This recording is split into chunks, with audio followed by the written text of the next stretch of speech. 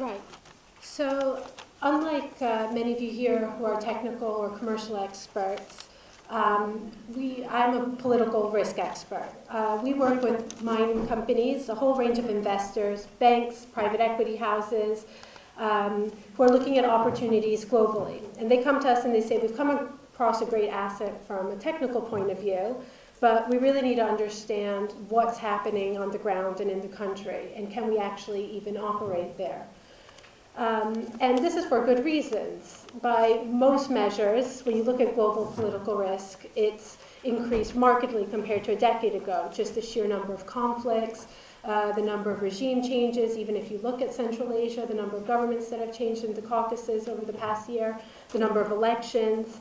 And not only is political risk, do we see it in what we can call emerging markets or semi-emerging markets, but also what we're really seeing is political risk coming out in developed markets. Take the phenomenon of Brexit and Trump. And this is particularly relevant when you look at Russia, because you see that Russia and the mining sector are, it's not just the political risk that's happening in Russia on the ground, but it's really what's going on is a function very much of EU, US, and UK policy. So when you're looking at the region and what's happening, it's really looking at that interaction, but also really looking at domestic issues on the ground in the UK and in the US. So to frame our session today on Russia, I thought I would share my insights into where I think sanctions are heading. I was recently in DC and in Moscow, so I can share some of the insights that I picked up there. What are the kind of concrete issues that investors are facing on the ground, and more importantly, what is it that you can do about it, and what you can do about it. Right, so sanctions. If you had asked me in July, August, where I thought things were going, I would have thought we would have been in a much worse place than we are today, actually. And in July there was this disastrous meeting between Putin and Trump, where Trump was effectively seen as siding with Putin and denying allegations of Russian meddling in the U.S. We had a bill passed, a few very aggressive bills, Deter and Daska, that were being discussed in Congress, which were hitting at sovereign debt, looking to sanction major banks, and additional oligarchs. And also in August, there was another round of sanctions, which is the CW, that was put in response to the Skripal poisoning. And it looked very bleak. And I have to say that with what's happened over the past month or so, the midterm elections took place, and it seems as if it seems to have lost a bit of momentum. And although things are not good, certainly between Russia and the US, and I would never say that, and sanctions are definitely going to be part of the business climate, I would say certainly for over the next year, they're not going away. I would say that the U.S. has seemed to have lost some appetite to ramp up. They're not in ramping up mode. And this, you see it, Bolton, the Secretary of State, actually, in spite of the headlines, what was being said, had a fairly good visit in Russia. They talked about areas of cooperation with Russia in spite of sanctions. We see the ongoing waivers that are taking place that OFAC's giving to Rusal. So they're saying, let's just wait and see how we can actually work it out with Rusal. It's not black or white yet, so they're buying time to work out how they can handle it. CBW, which is the Skripal sanctions, the first tranche got implemented in August, and the second tranche was supposed to be implemented in November, and yet it's gone slightly quiet on that. And those, again, were supposed to be quite hard-hitting sanctions. And then another instance is Deter, which is contingent. So these are sanctions that would be rolled out if there was supposedly, election meddling. And it's actually been quiet. The midterms took place, no major reports that Russian interference. So that group of sanctions also looks like it can go quiet. So from the EU front, again, the EU is just preserving status quo. No real indication of ramping up at the moment.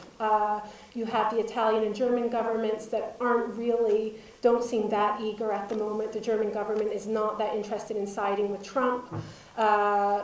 Also, mostly because of the trade wars that are also obviously hitting the German car industry. Our Italian Prime Minister, Salvini, has called blatantly sanctions as cultural and commercial madness. So it gives you a sense that two major countries in the EU are not really supporting the idea of going up. And then, of course, you have Brexit, right? So, yes, what happens with the UK's view on sanctions. The UK was a major driver of sanction policy in the EU. Now they might be leaving. The UK has reserved the right and passed, legislation that will give it the right to sanction Russia post-Brexit. But the reality is will it have the political capacity? And the UK has other things right now on its mind. So I'm not entirely sure whether that will go through. So that's an overview. So what has sanctions done? Definitely, what has sanctions meant for Russia? I would argue, sanctions from a political point of view, I don't think it's been successful in isolating Russia from a diplomatic point of view. You see Russia is at least giving the perception that it's striking major big deals with China. It's a key player in Syria. It's very active in the Middle East. It has a partnership with Iran on bypassing sanctions. But that certainly sanctions have had a real impact on the economy. And economists debate to what extent that's been, but just simply if you look at this chart, what it's done with the ruble, every time there's been an announcement of sanctions or possible sanctions, the ruble immediately takes a hit. There's also foreign direct investment has dropped quite a lot. Arguably that's because of structural issues in the Russian economy, but also there is a sense from U.S. investors that there's just more self-sanctioning in the sense that can we take the risk here or not? We just don't know what's going to happen next. And this is what I mean. So sanctions has definitely derailed a number of business deals. GV Gold was about to make an acquisition in July of Kamchatka, and it turns out, it's also owned by Vexelberg, who's now sanctioned, and the deal didn't go through. We have investors, we've come across investors who would like to do projects there, and they're involved in Russia, but simply dealing with the regulatory body, and there's a sanctioned entity on the regulatory body, so they can't even really engage with certain stakeholders or be seen to be engaging with certain stakeholders. And that really makes the landscape quite opaque and difficult to operate in. One of the key things investors need to worry about is that OFAC, although they've come up with a list, is that they're not very clear on what are all the entities. You have secondary sanctions, so you could be a non-U.S. company who's also can be subject to U.S. sanctions, and there's also the issue of the way in which ownership structures are created, and OFAC's had the 50% rule. So if you're dealing with any entity that owns 50% or more in your project that's sanctioned, then you're subject to sanctions. Well, the problem is, and we can go through CIBR, the issue is that, as we know, corporate structures, and particularly Russian ones, are not very transparent. They are offshore entities. The individuals are not going to simply show up. And CIBR is a case of a huge petrochemical project where you have Timchenko and Shamalov, which is Putin's son-in-law, who are both shareholders in the project. This is a company that has dealings all the time with Western investors. And Western investors are having to monitor on a weekly, monthly basis the changes in ownership structure of this huge corporate beast to make sure that they're not in violation. And I can tell you that over a 6-month period, this corporate ownership structure must have changed about 5-6 times. So pretty difficult keeping up with it. And yes. So what can investors do about this? Yes, the situation is difficult, but it's certainly not in Iran. There are several instances of investors that do have several successful projects, even also in the mining sector in the country. However, and there are some things that investors can do to really make sure that they are compliant. Obviously, good legal advice is one. Sorry? I heard something. But also, there is some, method to OFAC's madness. There are certain criteria that OFAC has used. We have quite a good read on what certain individuals could be next, what's OFAC's thinking on them. So there is some way, it's not completely random as much as it seemed random when this CATSA list was published with all Russia's billionaires. There is actually some process that goes in place, and we're familiar with that.